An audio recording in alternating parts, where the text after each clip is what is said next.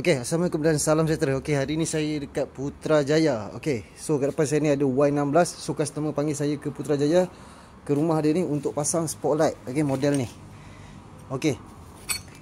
So biasanya kalau perasan saya akan pasang dekat motor skuter, biasanya ADV 160 lah saya recommend. Okey, so ni customer ni beli barang dia sendiri.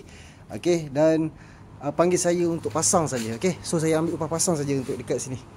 Okey. Jadi nanti kita tengok selepas siap pemasangan spotlight ni dekat Y16. Okey. Okey, so alhamdulillah kita dah pun siap pasang spotlight dekat Y16 ni. Okey. Setelah saya kira faktor semua, fog ni dia bergerak macam mana semua. Okey, kalau kita boleh nampak dekat sini agak berkilat, dekat sini agak pudar. So fog ni dia bumping sampai sini. Okey.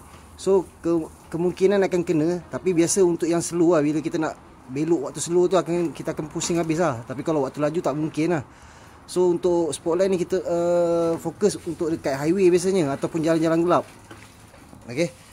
So ini adalah yang paling ngam saya setting. Tapi kalau kata customer dia tak puas hati ke apa, dia boleh pindahkan spotlight ni keluar. Tadi kalau ikutkan tadi saya nak keluarkan dia kat sini.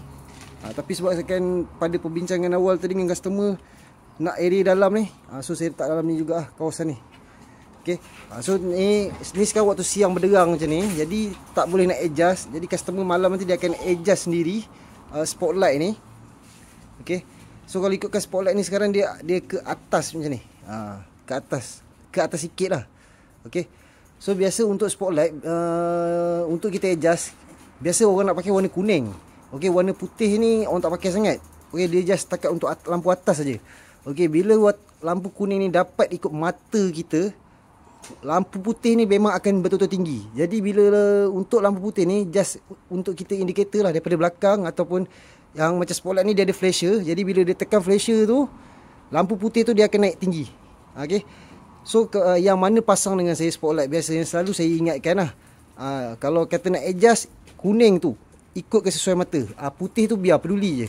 Tapi kalau kuning tu jangan terlalu sedap sangat lah mata. Bila terlalu sedap sangat nampak semua jalan kat depan, orang depan pula sakit. Jadi ngam-ngam lah kita nak adjust. Okay, so untuk Y16 ni kita akan macam biasa saya pasang dekat Honda ADV tu. Kita onkan motor. Okay, motor hidup, dan switch dia berada dekat sini. Okay, so saya akan tunjukkan kat depan. Bila kita tekan flasher, okay, bila kita tekan ni, lampu red eye tu menyala, tapi yang ni hijau. Okey, ini ada flasher. Okey. Okey. So, ini adalah lampu kuning, dan ini adalah lampu putih, dan ini adalah putih dan kuning. Okey. Untuk single mode dia ada 3 mode. Okey, untuk spotlight macam ni. Okey, ini warna kuning. Okey, ini keadaan dia daripada depan spotlight ni untuk Y16. Okey. Dan ini warna putih. Okey. Ngam-ngam cantik guys tu, okey. Okey, dan ini ada putih dan kuning. Okey. Nampak warna dia. Okey, dan dia pun ada flasher. Okey, sekali lagi. Okey, so itu saja untuk Y16 ni. Okey, so customer beli barang sendiri dan saya ambil upah pasang saja dekat Putrajaya ni. Saya datang ke tempat customer dan saya ambil upah pasang saja. Okey, so memang cun-cun je untuk spotlight ni dekat Y16 ni. Okey, tapi kalau dia turun fog mungkin kena lah. Tapi kalau tak turun fog saya rasa okey. And then kalau dia keraskan fog tu sikit lagi mungkin tak kena lah. Okey, so itu saja. So kepada anda luar sana yang berminat nak pasang apa-apa aksesori, boleh terus call ataupun WhatsApp saya dekat nombor yang tertera. Okey, ciao.